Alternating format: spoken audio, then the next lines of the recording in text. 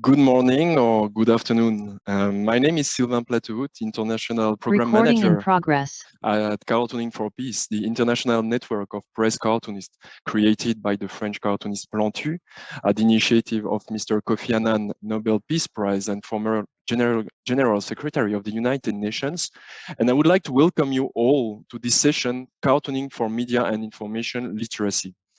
The session will propose a reflective conversation about the role of press cartoons, the role press cartoons can play in media and information literacy, and briefly address the increasing misunderstanding and manipulation some of them are subject to in the current media and information ecosystem.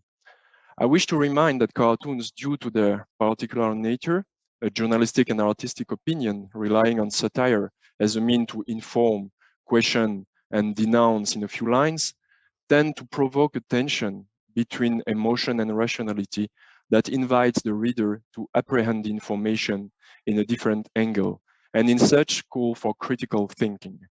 A postulate that underlines the Cartooning for Peace pedagogical methodology using press cartoons as a tool for education, awareness raising, dialogue, and expression.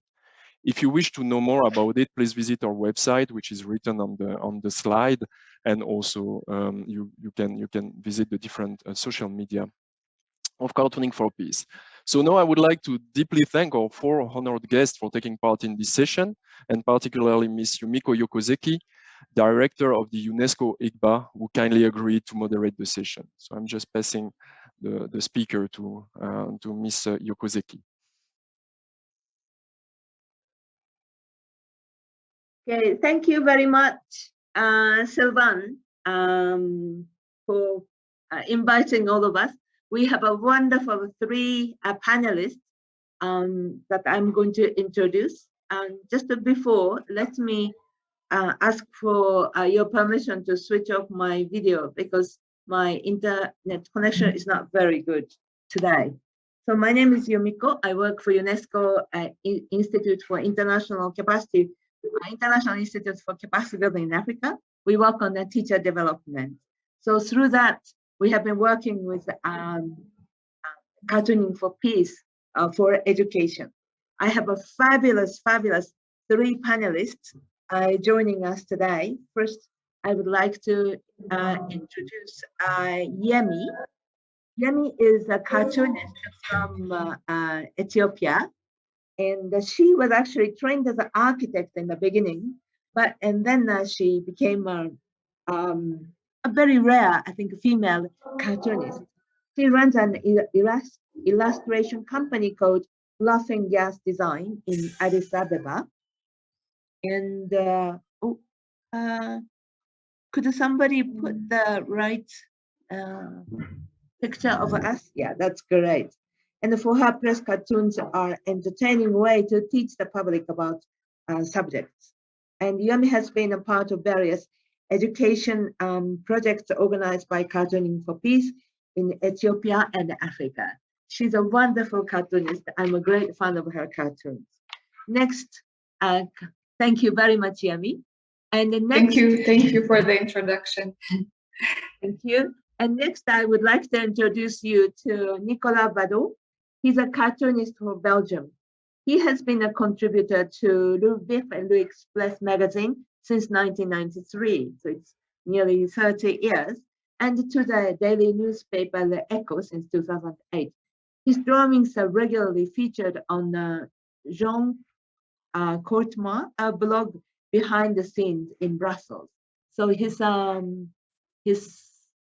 face is a green one, a green creature laughing. It's a very lively self-portrait. He has been the radio and TV columnist. He regularly appears on France 24 during the program Une Semaine dans le Monde as an editorialist.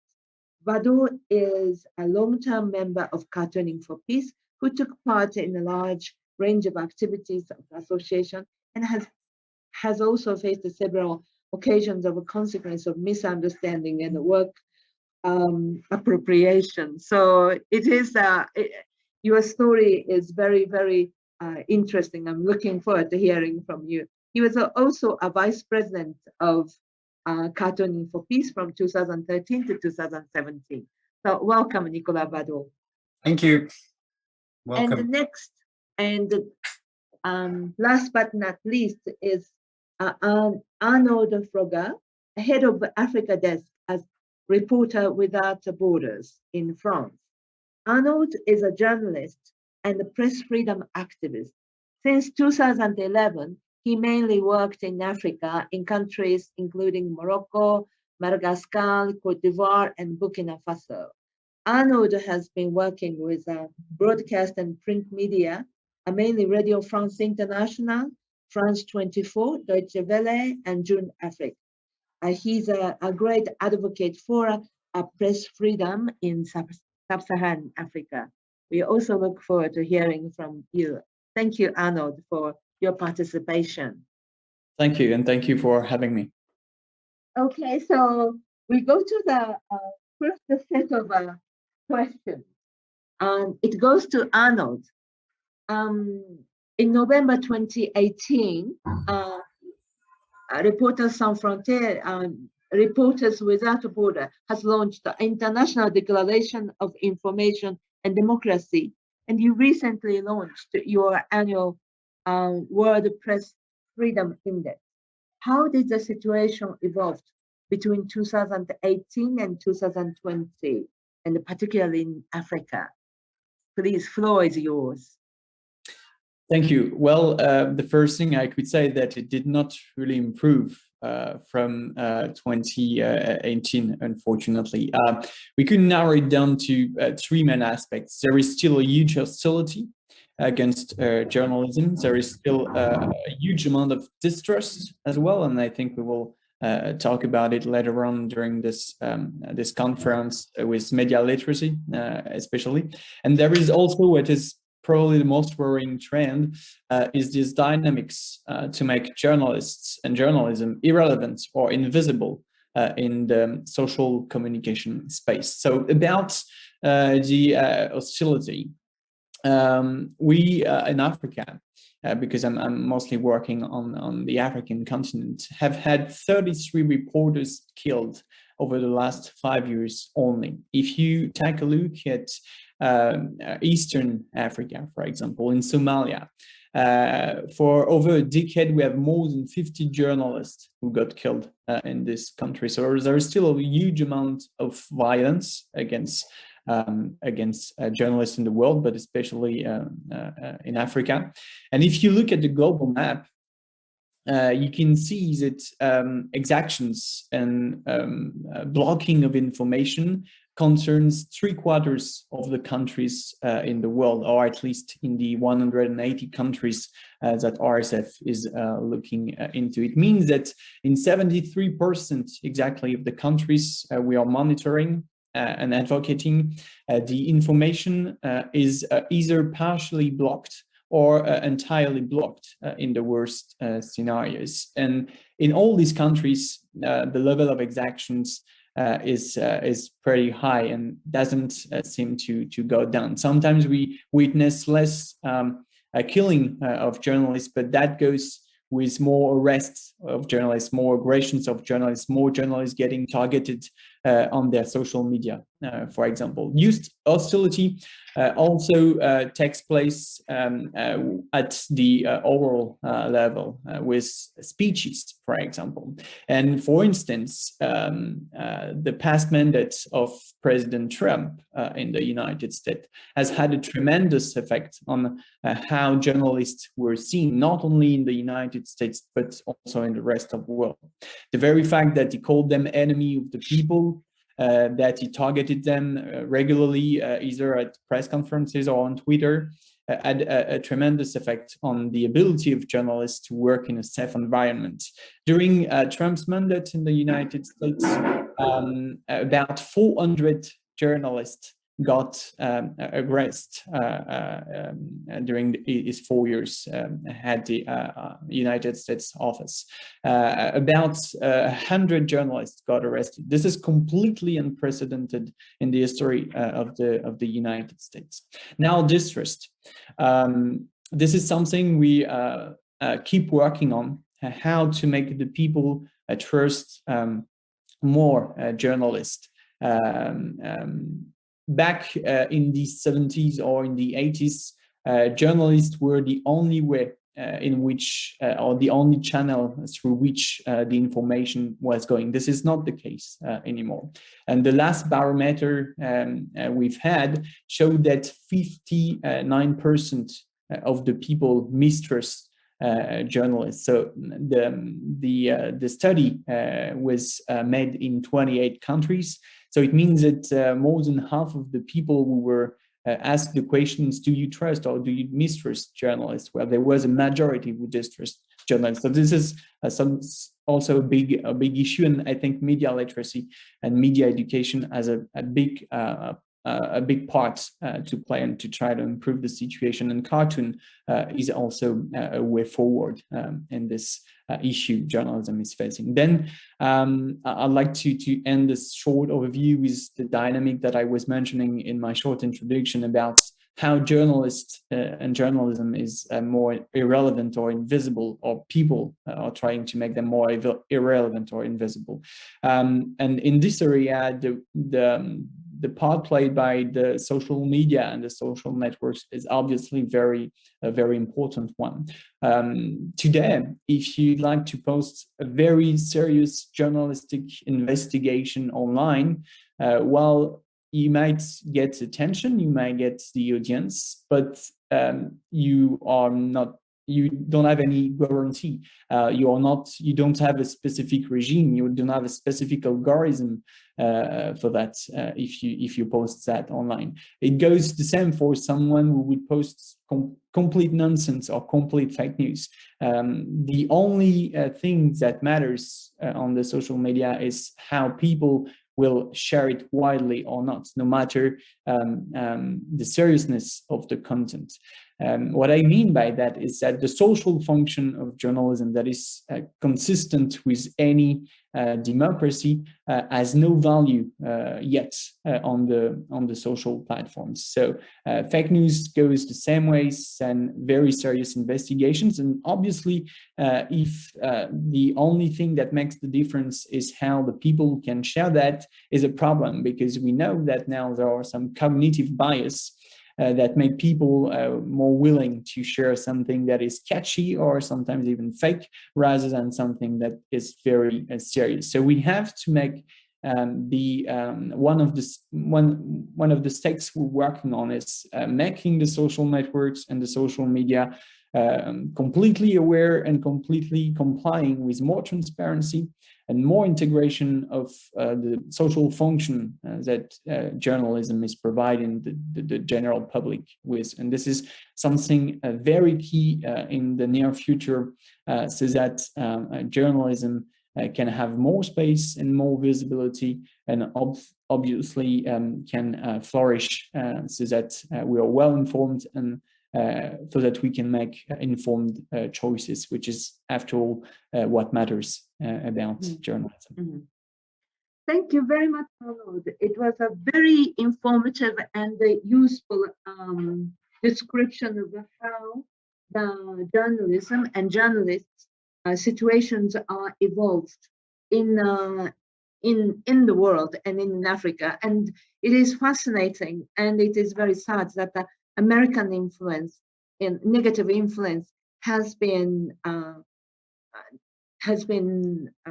inflicting on the rest of the world, that the journalists are maybe less trusted and so on, which should be really the opposite.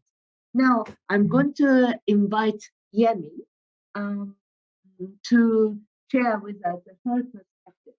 Now, Yemi, Arnold has just told us about the evolution and current situation of the press around the world, and particularly in Africa.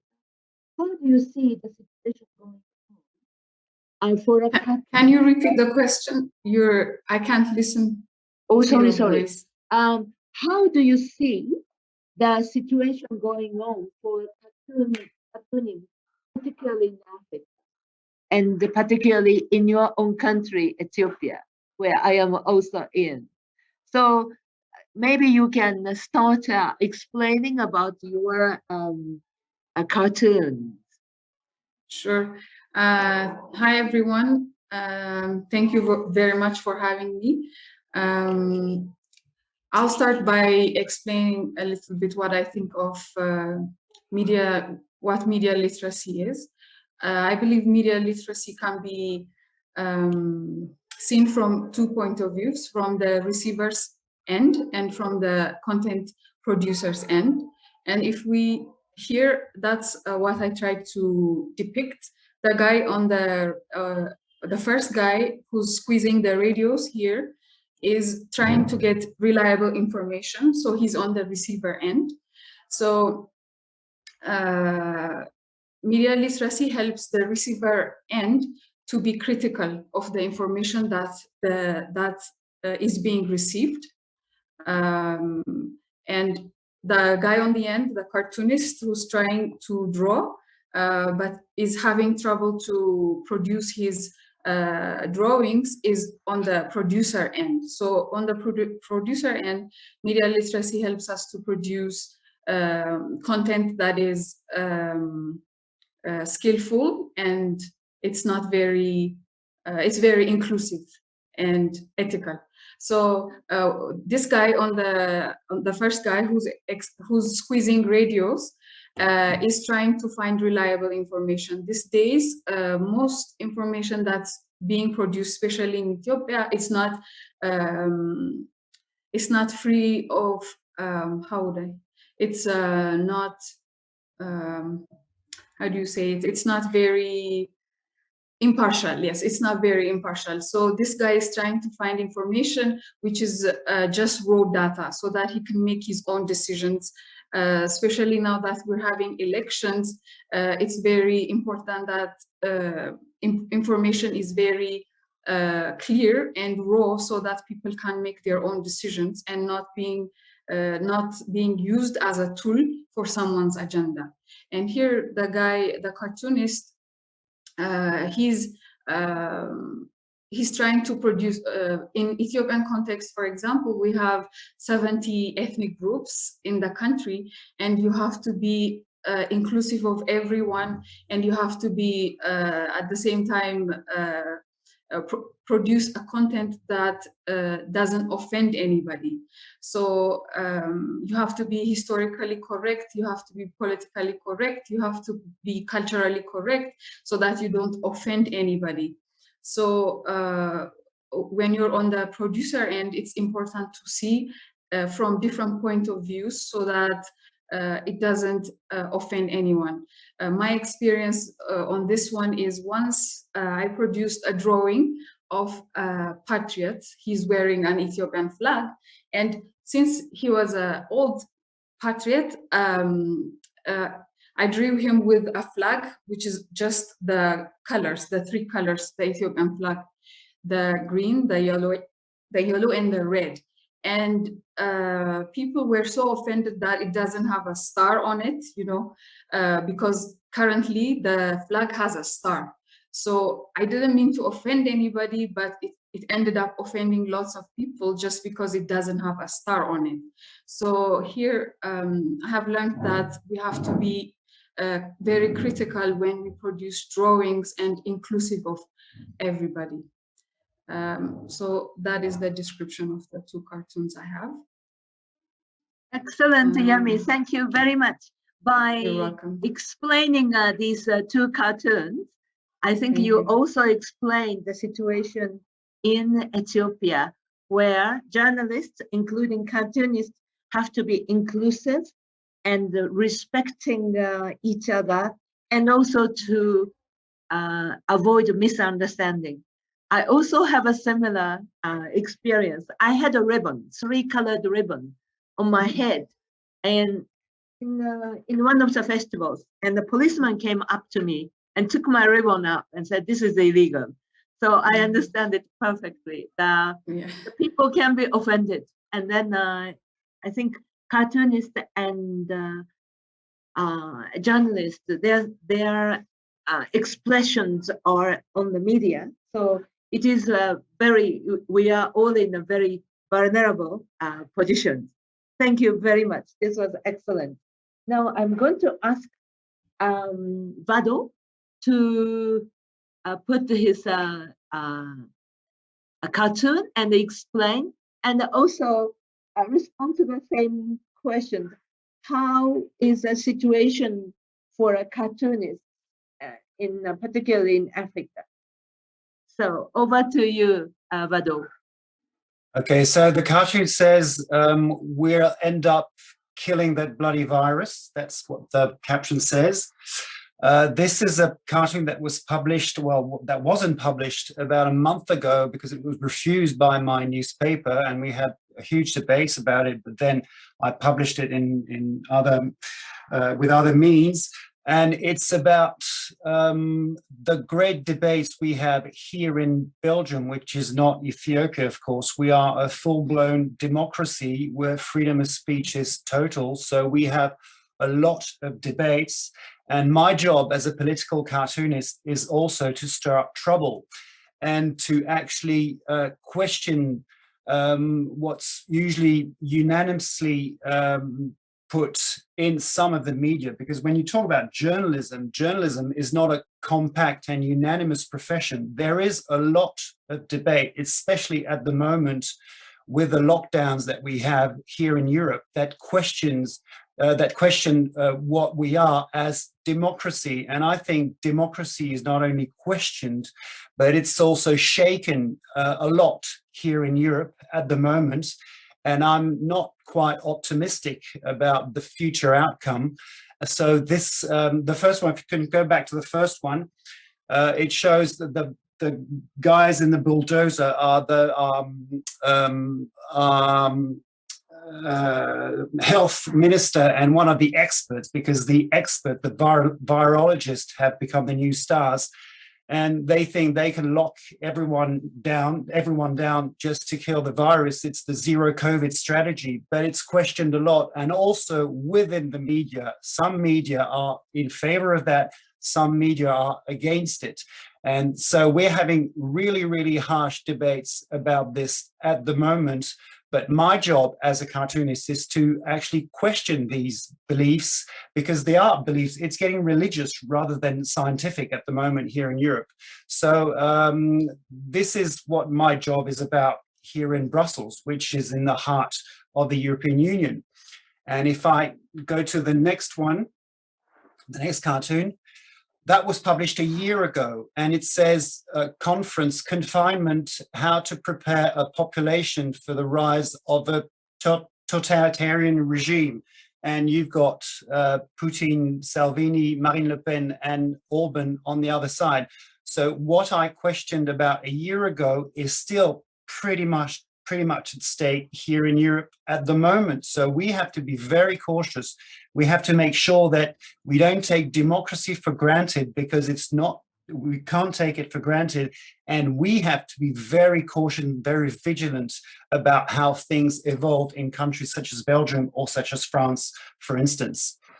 And if I go to the third one, that's another topic that was published about 2 years ago. It's about the emergence of far-right parties in Europe, and especially in Flanders, which is the north Dutch-speaking side of Belgium. And usually Flanders is represented by a lion. And I wanted to show how the lion is evolving into a wolf, because the far-right party, the Vlaams Belang, is very up in the polls still at the moment. And there's no question about the cartoon that was published in my newspaper, but then I put it on Instagram, and it was banned from Instagram because of the swastika cross, because it was tagged as a pro-Nazi cartoon, and it was censored because there's no other word from Instagram. Not only it was censored, but then my page was nearly closed, and they told me that next time it would be closed forever. And that raises many, many questions about the media. What is a media? Is a social platform only a pipe, or is it a media? When Twitter decides to ban Trump, it goes to show that it acts as a media. So to me, platforms shouldn't be considered as only pipes, but media. And the other thing about Facebook, I've got a new book coming up this week, and I'm going to use Facebook ads. I can show you the cover here, because you'll see it says all vaccinated. And I'm working with a tech guy who told me that with Facebook ads, you have to be very cautious because they could close my page if I show any publicity about COVID-19. And for instance, if you use the tags COVID, virus, and vaccinations, you could be, your Facebook page could be closed down. So it raises a lot of question about what is the definition of a media today. Thank you, Vadoo. Very, very interesting points. And then also you are, through the cartoons, you are asking a very critical questions, and then often your cartoons are banned and so on. That is a very much important point for UNESCO, where we tried to advocate for freedom of speech. But when it comes to such a difficult condition, often freedom of speech is not exercised, and a lot of banning. I think we applaud when a Twitter of President Trump was closed, but when a number of journalists or cartoonists asking good questions were banned, I feel a bit, personally, I feel a bit anxious. But anyway, thank you very much for sharing very good examples from Belgium, where the freedom of speech we feel is well protected. But maybe there are some challenges, especially in the time of the pandemic. And if I can add something about what Yumi just said about being offended, that's a very important point she's making, because in a democracy, you have the right to offend and to be offended. And that's very important, because the only path we need to follow is the law, not the morality you have. And you have the right to offend, and you have the right to be offended as long as you stick with the law. That's very, very important to point out. Mm-hmm. Thank you very much indeed. I would like to, I think we have a couple of minutes. I would like to ask Arnold and Yemi to, if you have anything, this is a very important, interesting point, that according to freedom of speech, you can be offended and you can offend other people, but is that possible? For me, I think here in this country, I don't think that's completely possible, because I mean, we just had our freedom three years ago. Before that, it's even worse. Now there's also some issues that it's not completely free to do to say whatever you want. But I think the possibility that you can say it must be there, but with respect for other people, not to humiliate other people or to make them feel less than you, or like it's good to have your own opinion, to offend others, but with respect. That's what I would say. Mm-hmm. So some countries are in different situations and so on. Arnold, what do you think? Yeah, it's very. I agree with both of them. Actually, it's very hard to have the same speech in every circumstances. If you take the very specific example of Ethiopia, the way people are engaging on social networks with amid enormous ethnic conflicts, it can sometimes fuel tension and lead to violence. So this has to be taken into account one way or another. But I also agree with Nikola when he says that the right to offend someone in a democracy is guaranteed. The right to blaspheme in some countries is also guaranteed. And it's important for the public space, for the debate, that this right is guaranteed, because it's also because the people are doing that as professionals, but not only as professionals, that you create a very various public space and good debates, and that you can put into perspective what some people or the authorities sometimes are saying and doing. So I think in this matter, which is a very sensitive matter, the possibility for journalists, at least, or media, to do that is very important to be kept in democracies. Also, what I would like to point out is what Nikola said about the social networks. I think one of the great danger that we are facing is exactly what he mentioned through the censorship he was victim of, is the kind of the role of apprentice news regulator or apprentice information regulator that the social networks have now. And this is very dangerous because this function goes to algorithm or to people who have not the ability to do that, which is very, very, very dangerous. The people who are trying to censor are either algorithm or people that are monitoring what's being said, but without having the background to do that. And there is no democratic guarantee that what they have been doing is serious or can be opposed with democratic guarantees. This is just an internal process through private companies. And of course, social networks and social media, all media, we call them social media. That's a sign. They are not just a tube or a channel through which goes information, opinions, or stuff like this. This is obviously one of the key actors that is shaping the information and communication space now. So because they are doing that, because of their popularity and because billions of people are connected to this social media, they have a responsibility, and they should have this responsibility go with democratic guarantees, and that's what we want, because otherwise we can have things getting censored without having the possibility to contest that, and without the legitimacy for those who are doing that to do so.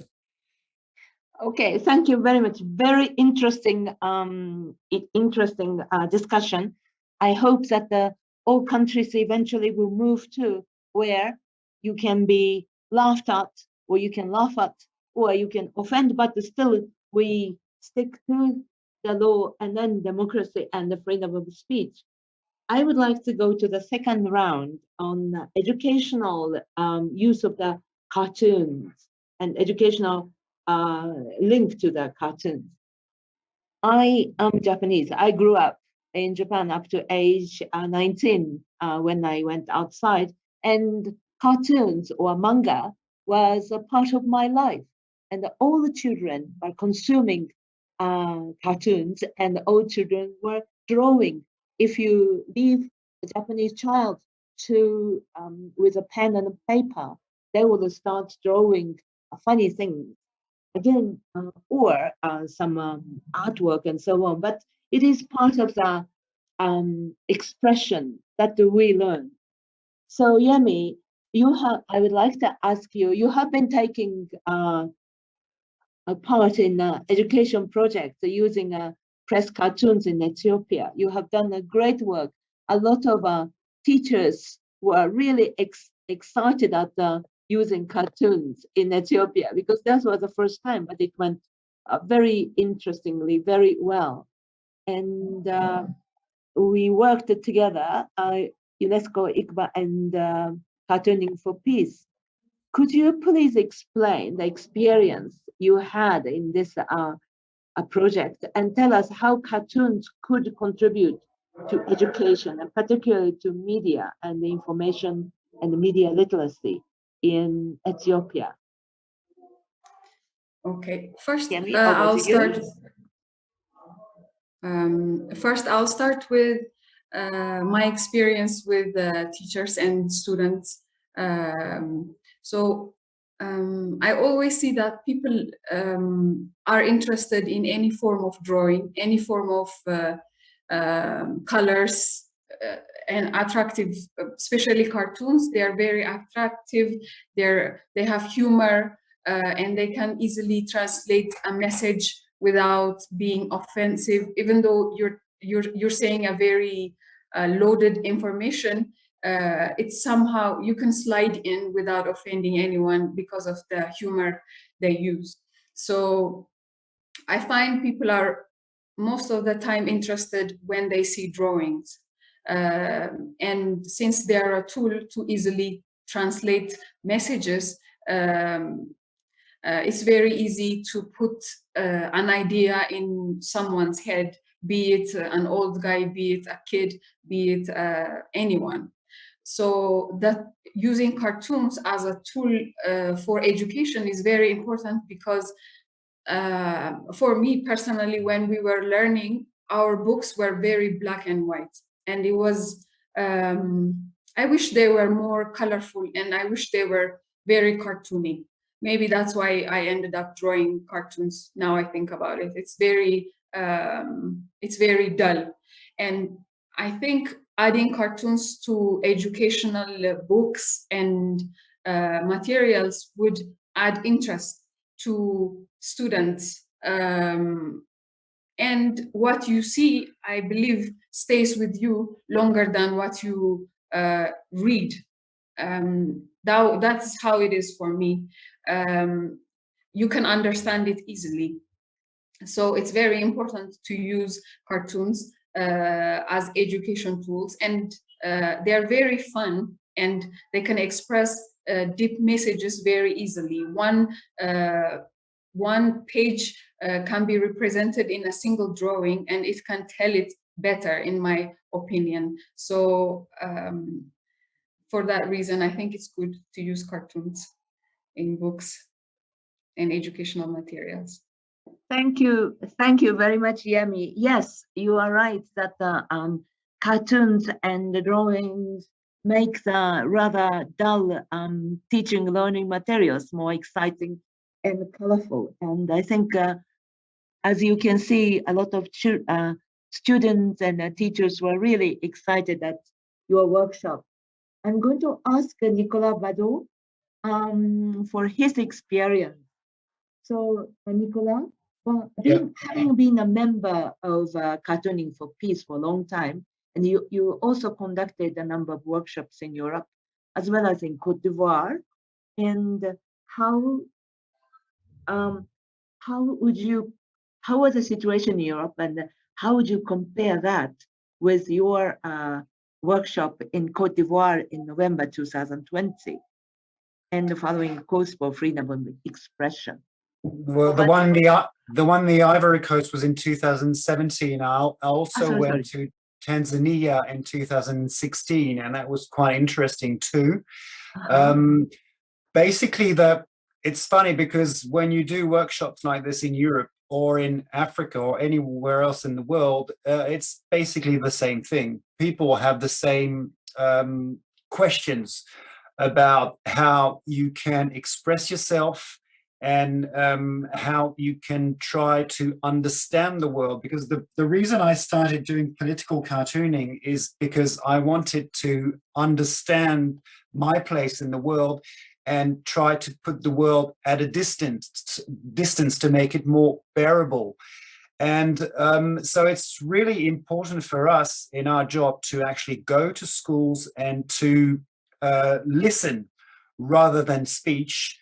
And usually when I go to schools, could it be in France or in Belgium or anywhere else, usually I finish the session completely exhausted because I hear so outrageous beliefs and things, but that's fine because they can express them. And I keep telling them they have the right to debate without fighting each other, without killing each other. That's what's called a democracy. But the other thing that I would like to point out, which is very important, is the relationship to childhood.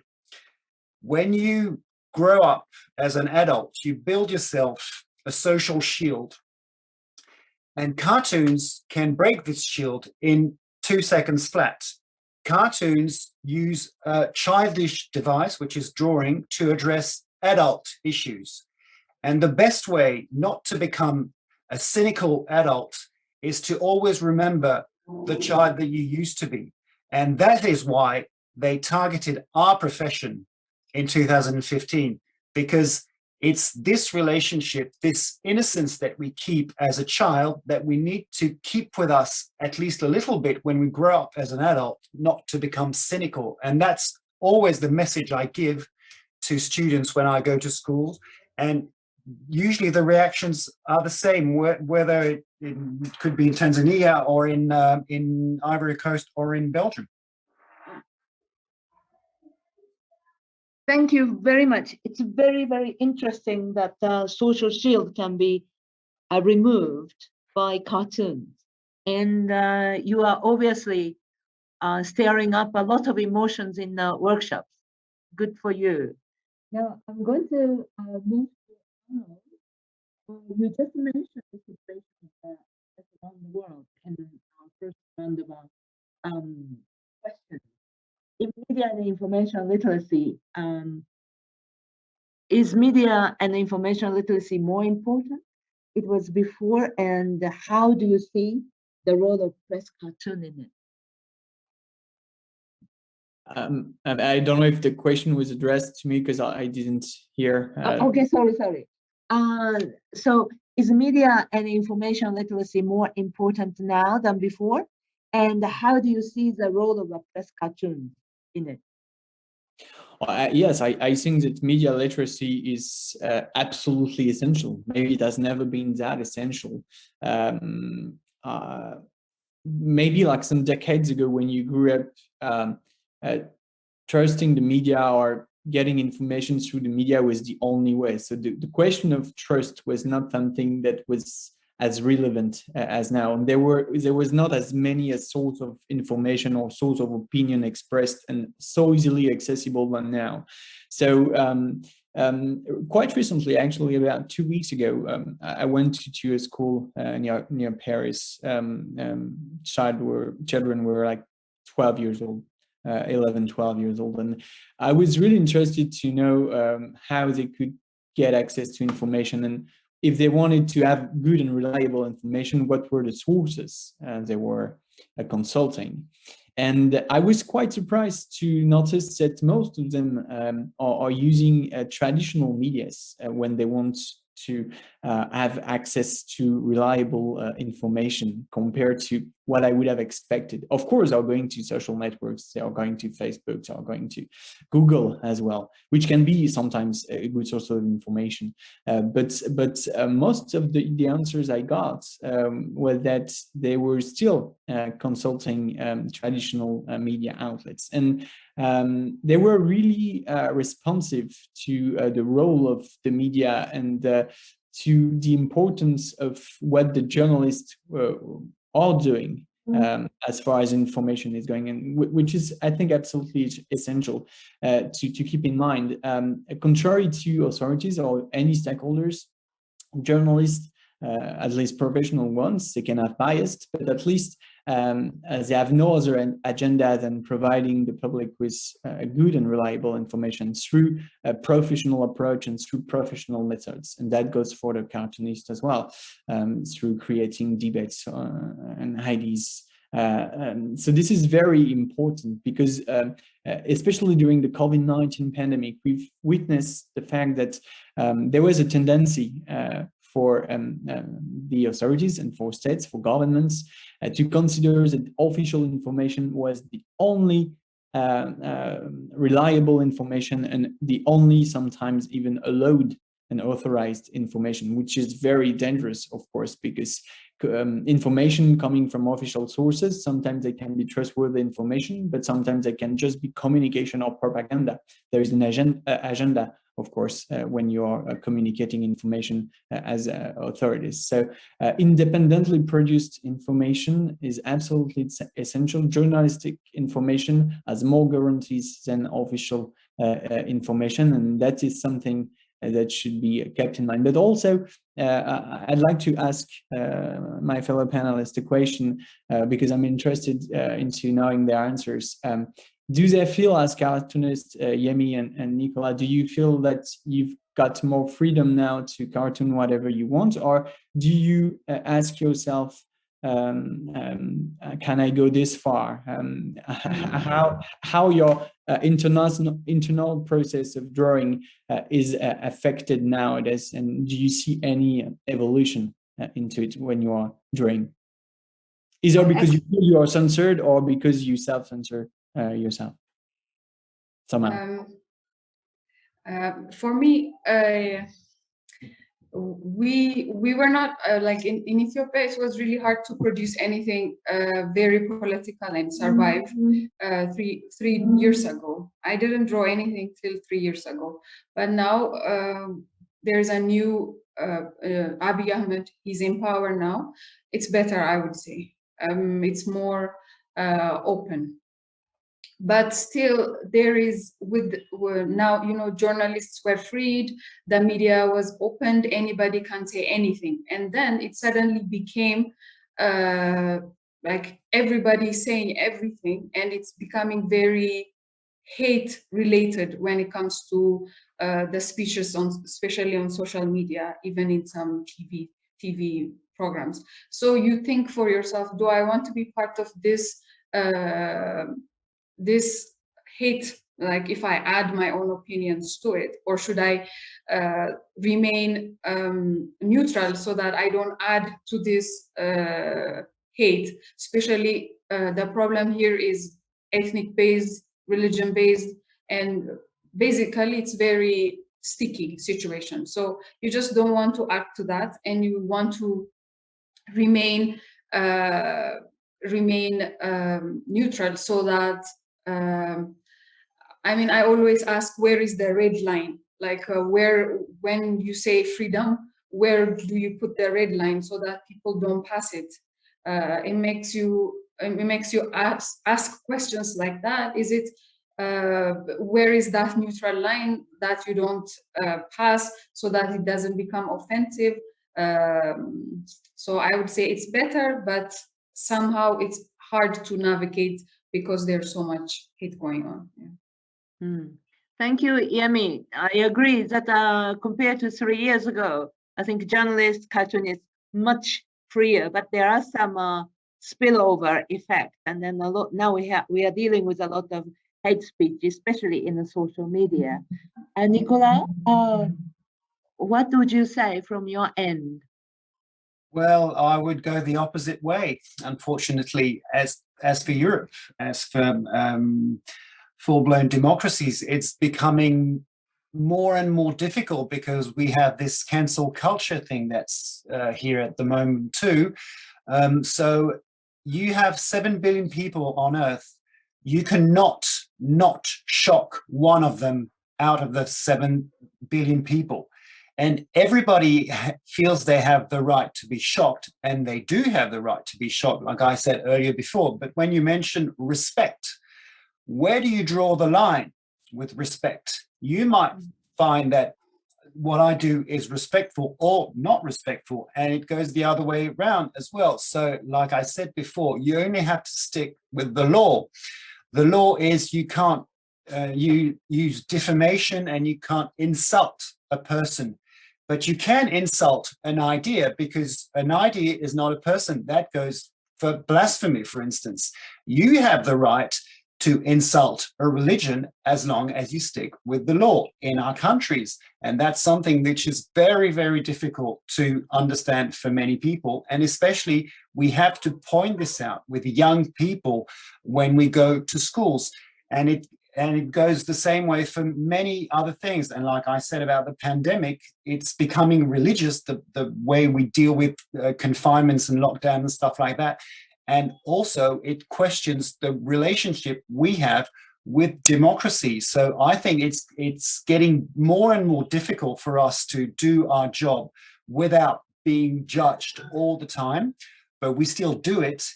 And as for social media, the best way not to be hostage to social media is simply to switch them off. Thank you, Arnold. Thank you, Nikola, for responding to Arnold's question. It is fascinating that in Ethiopia, in many parts of Africa, that freedom of speech is slowly progressing, and we could do what we couldn't do before. But Nikola, you shared with us that the current situation in Europe is eroding maybe for some of the freedom of speech. So it is, and then I also took, you can be against, you can insult the idea, but you cannot insult the person. But in many countries, it is very difficult to separate these two. And I think this is where freedom of speech and also the media literacy has to really work on. So thank you very much for excellent interaction. I'm going to ask here, Sylvain, there is one question from the audience. So Sylvain, over to you. Please share with us this question and then ask the panelists to respond. Probably this will be the last question. Great. Well, thank you very much, and thank you for those really great answers from the panelists. Actually, this question is kind of connected to the conversation we just had. The question is, where is the line between freedom of expression and spread of fear, an element which criminal code of many countries have it written? So I don't know, in terms of formulation, it's not necessarily clear to me the way it's written, but I think it's making the difference between freedom of speech and spread of fear. But we discussed a bit the question between opinions and the law, and I think it relates to that because they mentioned also the question of criminal codes of many countries that have it written as well. So I don't know if the question is clear, and you may have an answer. I don't know who wants to start on that one from the three panelists. Well, like I said before, the only line is the law, at least in our European countries, full stop. And if I may add, of course, there is sometimes interpretation about what is incitement of hatred, for example. But again, and like Nikola said, that's up to a judge and to, according to the law, to decide. And what we have witnessed so far is that most of the time, incitement of hatred or rebellion or public outrage or public disorder or just labels that are used to silence people and to silence the debate. Most of the time, these restrictions that are legitimate and that are in the law are instrumentalized to silence journalists. So it is important that there are some restrictions for freedom of expressions. They are legitimate, but there are very few according to the international standards, and we should stick to them. And we should let the law and the judge decide in these cases. And most of the time, what we witness as press freedom activists is that these restrictions are instrumentalized to silence journalists, and that hasn't changed for the last few years, unfortunately.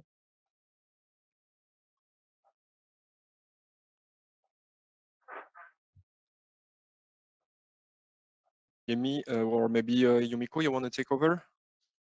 Okay. It was the only Yemi, question. Would you like to respond to this question? In my case, like I said, for me, it's that question is a question for me right now in my head, because, like, for example, someone might say something because they might think that way, and then they post it on social media, and then 10, 20 people die because of that specific thing they have posted, because they have fueled the hate that is going on in the country, then is that guy really expressing himself, or is he fueling what's going on in the country? Because that's exactly what's going on in this country right now. So I don't know where, like, I think now I think about it, it depends on how people receive your information, maybe how literate they are about dividing someone's opinion, and like how they don't relate it with hate. That's the only thing I can say, because it's even a question for me right now with what's going on in the country. Thank you, Yemi. I am in the same city, so I feel that. And this session has made me think a lot on democracy and freedom of speech and freedom of expression. And I was talking to my colleagues the other day. We do work on the teacher development and education, and we learn how to read and write in schools. So it's a literacy, but the media literacy is something which is not in the curriculum. People do not learn how to, so it's like driving a car without learning how to drive. We don't know the rules and regulations. So Nikola said, I completely agree. The law should be the place where we will go. But in many countries, especially in the South, capacity for law enforcement is problematic. So people who should be protected by law are often killed or harmed or imprisoned. And that includes many journalists.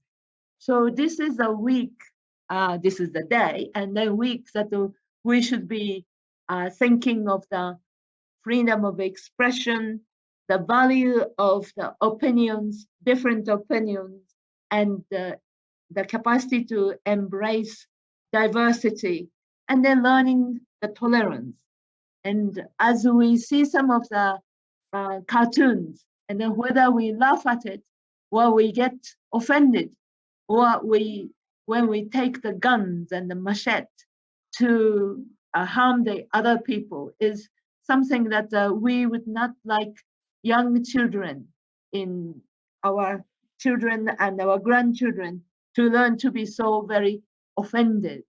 Or they have to learn how to be offended, and then how to offend others, and still the country, the government will protect you. Now, I think we have 2 or 3 minutes. So I would like to ask each panelist to give us the message for this day, for this topic. So I shall go from the way we came. Arnold? Thank you. So I'll narrow it down to what also Nikola said when he said that democracy is not granted. Well, press freedom is not granted either, and this is a permanent and constant fight, and it's important to remain mobilized, especially because freedom of expression and freedom of information are under threats. Great threats, as I mentioned in my introduction. It doesn't mean that sometimes we cannot see things improving. We've witnessed that in Ethiopia over the last few years, although there are still some setbacks and challenges. But it's very important to remain mobilized, because our ability to make more reliable and trustworthy information accessible to the people will very much determine how the people and the citizen will be able to make their choices and decisions in the future. And this is absolutely key for the development of human beings. Thank you very much, Arnold. Nikola, please. Well, I would say that democracy is a muscle. you need to use it to make you stronger. And if you don't use your muscles, well, you're in for trouble. And that's the same with democracy. Thank you very much. Thank you. I agree with you very much. And many people who are listening would agree. Yemi, would you like to come in? Yeah, I've learned a lot from this conversation. I see how black and white we are from different parts of the world. And my ending statement would be, it's okay to have different opinions about something, but it's not okay to humiliate, and respect is something important we need in a society to live together. Thank you very much. And finally, I would like to thank you very much, all the panelists. I learned a lot from you all, and it was a very exciting and stimulating conversation. I would like to share with you all the 4 pillars of learning. Learning is the objective of education, and UNESCO's 21st century document defines learning in 4 pillars. Learning to know, learning to do, learning to live together, and learning to be. Learning to be is a very profound description of the final product of learning and the education. Learning to be a democratic citizen, learning to be a tolerant person, learning to be inclusive person. But I think this is something we are going to think about, and then the media and the cartoons are immense contributors to learning. So thank you very much for your participation and the excellent contribution. I am really grateful. So thank you. Thank you. Thank you so much very much for having me. Thank you, Yemi. We should have a coffee very soon. Sure. I would love that. Okay, and Sylvain, Nikola, Arnold, please, when pandemic is over, let us invite you here to Addis Ababa to have the best coffee in the world. What Good. you're drinking there in Europe is not a coffee, okay? I know, you're right. Okay, thank you very much indeed. Merci beaucoup. Yes, thank you very much to everyone. That was really great. And no, it was really, really perfect. And the timing was great. So, well, congratulations to Yumiko as well, and to everyone.